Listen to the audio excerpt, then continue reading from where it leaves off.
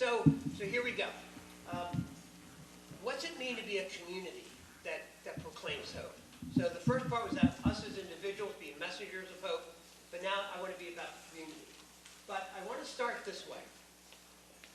I want to remind us about being Catholic. Really. And this is always kind of a funny little thing to do, because sometimes my version of Catholic is not the same as everybody else's, and well, we'll just see how this plays out. But that's welcome to the Universal Church. All right, but here's what I'd like to highlight about this. I want to highlight these 5 characteristics that I think are critical about being Catholic, and especially Catholic as a spiritual path. And I'll come back and explain that in a moment, why that language has become important to me the more I work with youth and young adults. So I'll come back to that idea. But the first thing I want to remind us is that being Catholic is a communal religion. The good news was given to the community of believers, not just individuals. And the reason, all right, this is my story. I'll back into this. I teach confirmation in my parish. And it's only because I think every day teaching confirmation to 14 and 15-year-olds is days off in purgatory. And so here I am in the middle of class, and a kid, God, I love teenagers. I really do. And so the kid says, Mr. Bob, I have a question. He says, why do I have to go to Mass on Sunday? Why can't I just pray to God on my own? Now, the first thing is that it's a false question, because he makes it sound like an either or, not a both and. And I know that every kid thinks, if you have children of your own or grandchildren, every kid asks that same question at some point. They do. So this is luck beats smart. I say to the kid, and you have to imagine the scene. I have a dozen kids in a circle. My wife Maggie is my partner. She's looking at me going, all right, boy, let's see what you do with this one. And so I say to the kid, do you ever go to the movies by yourself? Now think about that. A 14-year-old boy, of course not. Because if a 14-year-old boy is going to the movies by himself, what's that mean? Loser. Okay, no kid's going to admit that in front of his peers. And he says no. And I say, why not? In his words, he said, it's more fun to go as a group. We watch the same movie. We talk about it afterwards. He says, sometimes people see things in the movie that I didn't see. And his words, it just makes it a better experience. I said, that's why we go to Mass on Sunday. We go to Mass on Sunday because the good news of Jesus is bigger than any one of us. And it takes all of us in community hearing the good news and sharing it with each other so that we can fully understand it. I'm thinking, nice one, Bob. Right? But it gets at a truth. It gets at a truth why the communal worship is so important, which is why Catholicism is still countercultural in the Western world. Because of what I said earlier about the Western world's emphasis on individualism, we're Catholic.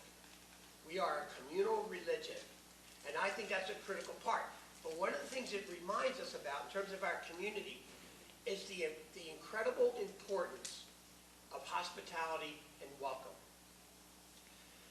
The research I've been doing about why do young adults walk away, one of the clearest underlying principles that has come out of the research is that instead, most of us in here, a lot of us in here are baby boomers. You know, we're not embarrassed to admit that.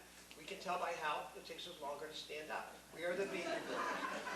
The baby boomers, the way we came to faith was believing led to belonging. We looked for a group of people who believed what we believed, and then we went and belonged there. The cognitive led to the affective. For our youth and young adults today, for this generation, the process is reversed. In fact, belonging is the first step. And then educational theorists are saying belonging leads to behaving, leads to believing. You get to the same point, the starting point is different.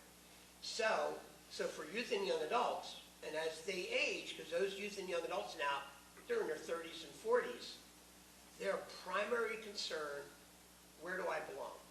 Am I welcomed here?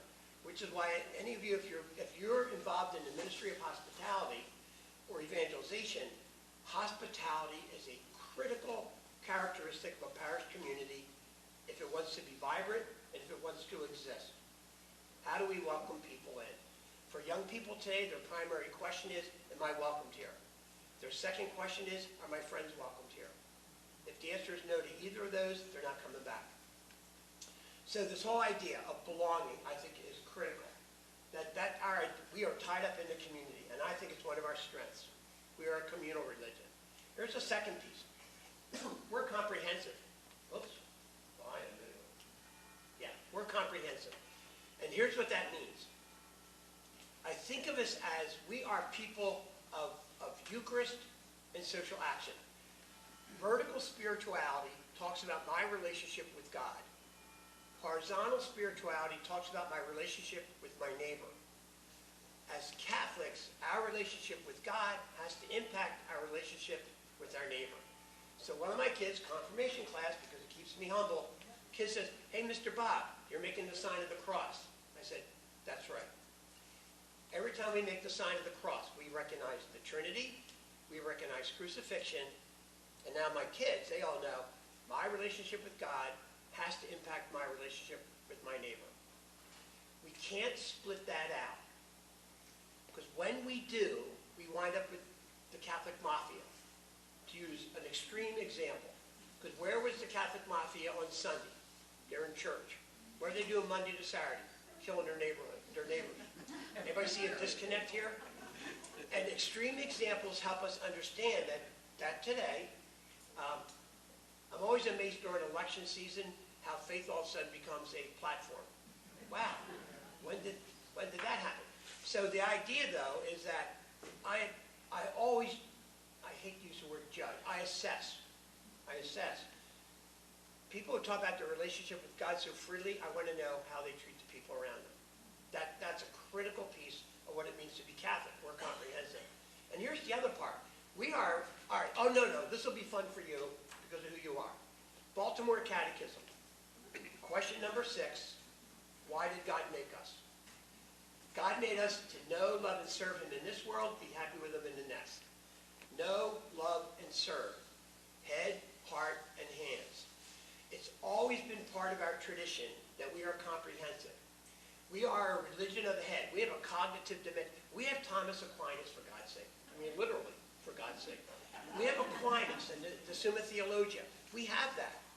But we also are a religion of the heart.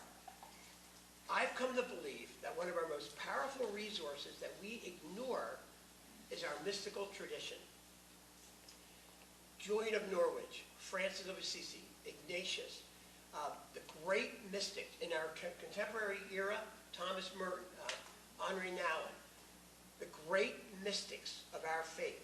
I think that's a resource for young adults, because for young adults today, religion's only real if I experience it. Mysticism is an experiential knowledge of God.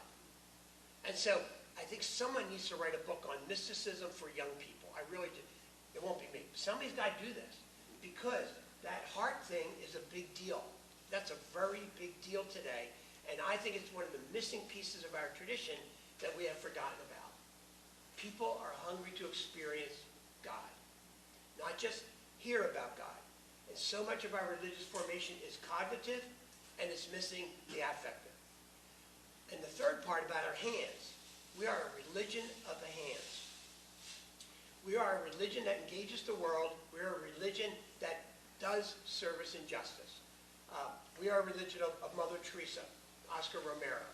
We are a religion of the hands. And I have found with youth and young adults oftentimes, the hands is the starting point. They will do service. They will do justice. And if we can add a spiritual dimension to that, they're in the community. We got to think comprehensively about this. The third characteristic. This goes back to that Catholic imagination, the sacramental world. We see differently.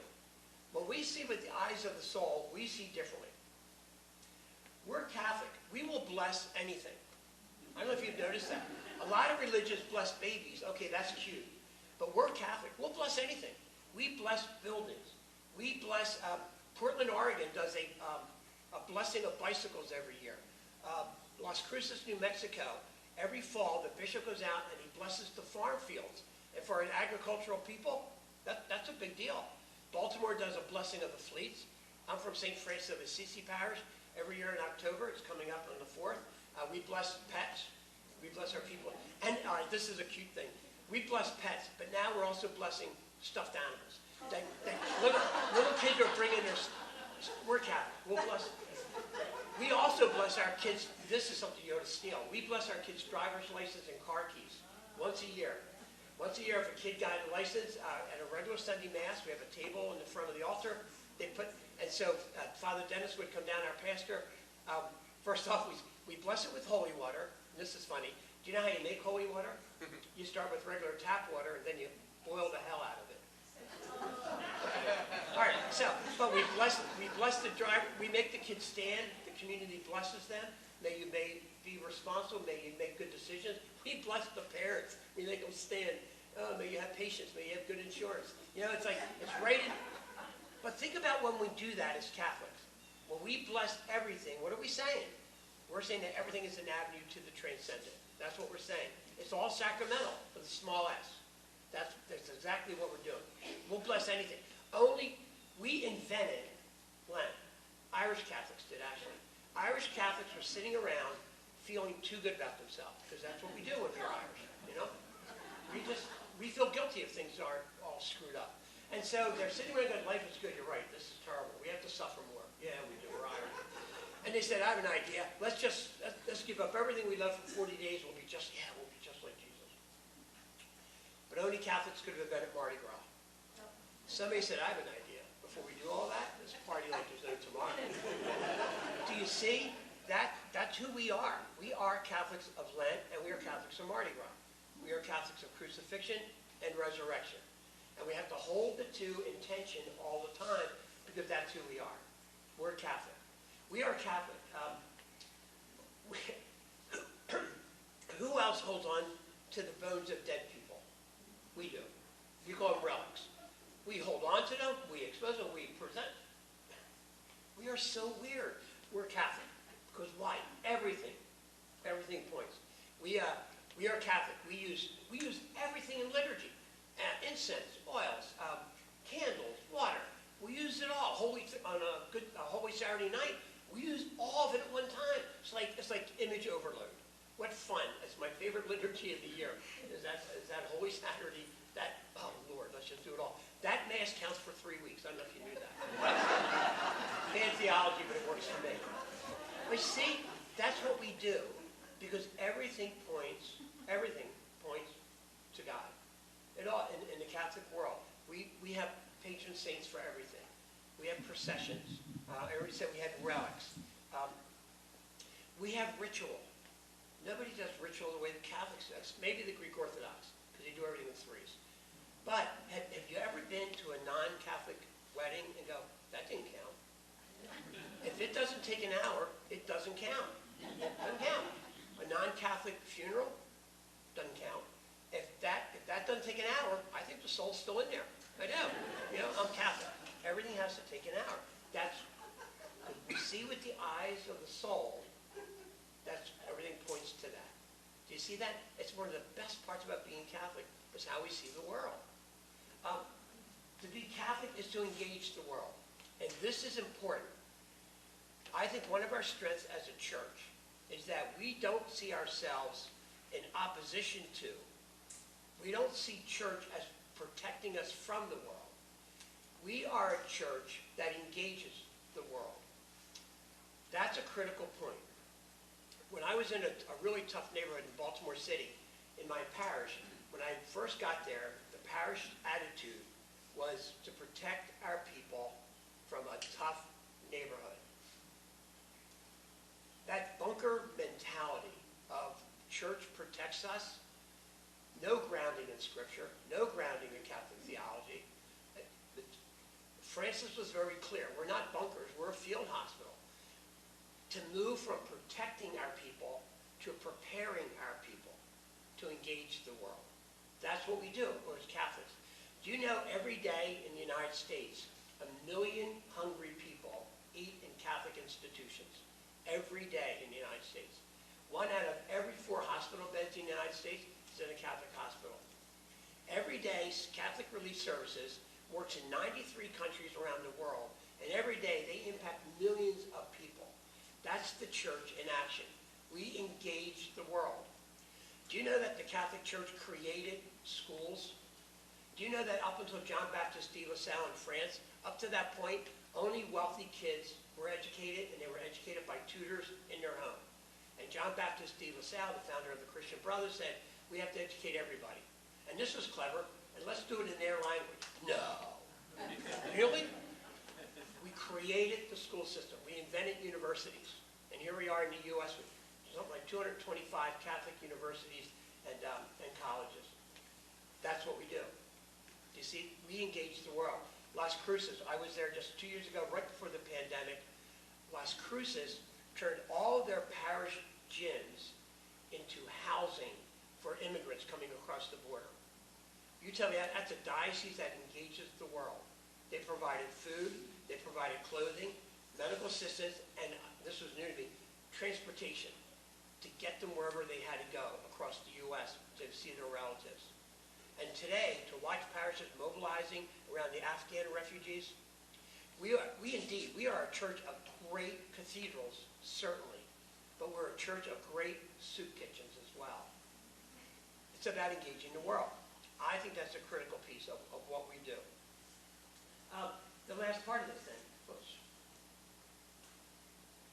Yeah. We are a church about Jesus. And I don't want to miss this because sometimes in evangelization, we make the mistake of thinking evangelization is recruitment to be Catholic. That's not what evangelization is. Evangelization is inviting people into relationship with Jesus. And I do believe if we do that well, they want to be part of that community of believers. But the starting point, it's about Jesus and the Jesus experience. I said earlier, and I would propose, to use the language, especially with young adults, about Catholicism as a spiritual path. Because when young adults hear Catholicism when they hear anything as religion, they have a negative stereotype of what religion means. Rules, regulations, boring liturgy, out of touch with reality, I'm not going, I'm not welcomed. But I believe that everyone carries within their soul, I think it's imprinted on their soul, is a hunger to be reunited with the Creator. The hunger for the holy, I think is imprinted on our soul. I think people use different language for it. It's the same hunger. So I've come to think of Catholicism as my spiritual path. And what does that mean to be a spiritual path? It means I think Catholicism is the lens through which I begin to understand the world. It helps me provide a sense of meaning and purpose. Where am I heading? Who am I connected to? What am I responsible for? Where's my life taking me? How do you make sense out of this whole thing? The spiritual path. I think Catholicism does that. And I think it has these 4 characteristics that are worth looking at. Jesus helps us cut through. He says, cut through the artificial. He says, cross over. Cut through the artificial messages, cross over to things that have meaning and depth. That's what he's calling us to do. He's telling us to do this. On the cross, Jesus crosses over. He cuts through death. He crosses over into resurrection. He's calling us to do the same thing. And that's what it means to be a follower of Jesus. He's challenging us to look at the life we live. He goes on to say this. Do you know that the most common verse in Scripture, fear not, be not afraid. Isn't that interesting? That would be the most common verse. Jesus says, take courage. It's I. Do not be afraid. Don't be afraid. Move on. Be people of courage. Jesus goes on and says, he says, I want to remind you I'm with you always. Catholic theology is around grace. Grace is the outpouring of the Spirit. We live in a grace-filled world. It's all there for eyes to see. All those. Grace is God being active in our lives and in the world around us. That's what God. See, it's not just a God who's external that we're moving towards. It's a God who's present among us. Our theology of incarnation tells us that. God is here and now. We live in the water. We live in the transcendent. It's all about, do we see it? Do we see the transcendent? It's about grace. It's about that experience, that touch of God in our life. What's that like for us when we experience that kind of grace? What's it like for us to be able, in some way, to respond to the needs. That God would be that present in our life, that God is responding to the deepest yearnings in our life. And grace gives us the freedom to cooperate with that call that God gives us. It's powerful. It's a powerful moment for us to be people of grace. We are a sacramental community. And what is a sacrament? The sacrament makes the invisible visible. Hear that again.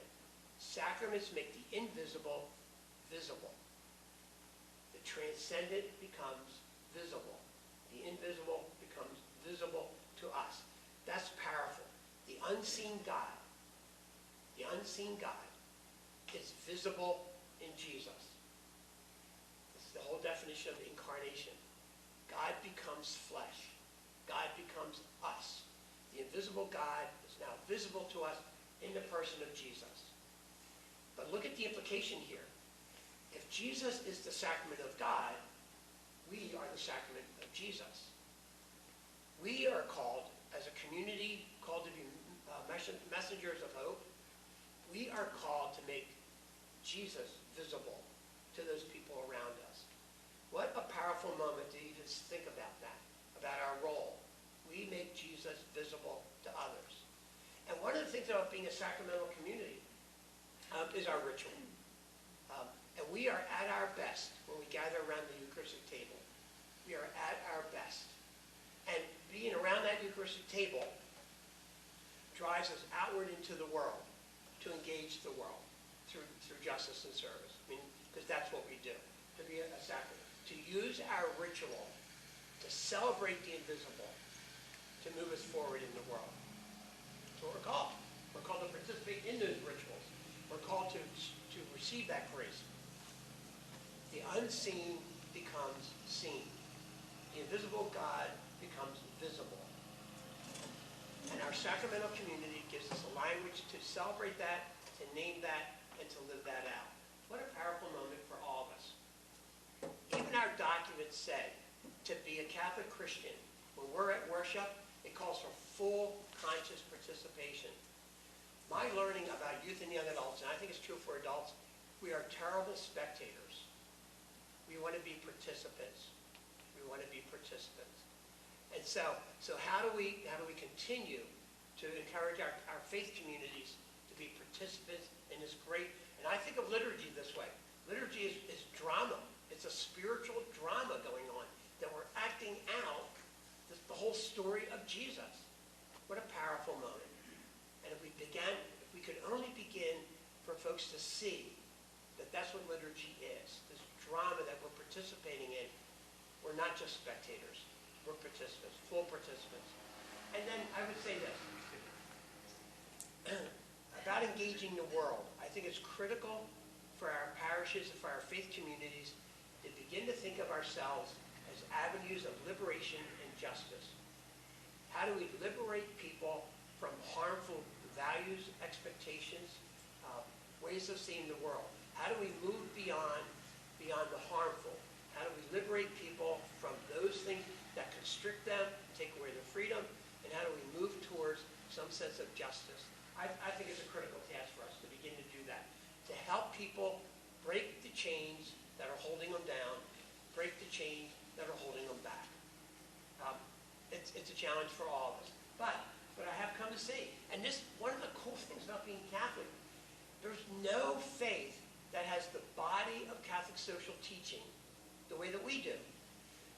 This quote, and the reason I pulled this out is because this comes out of a Vatican II document. This goes back to the 1960s. We hadn't changed this. We just sometimes forget our roots.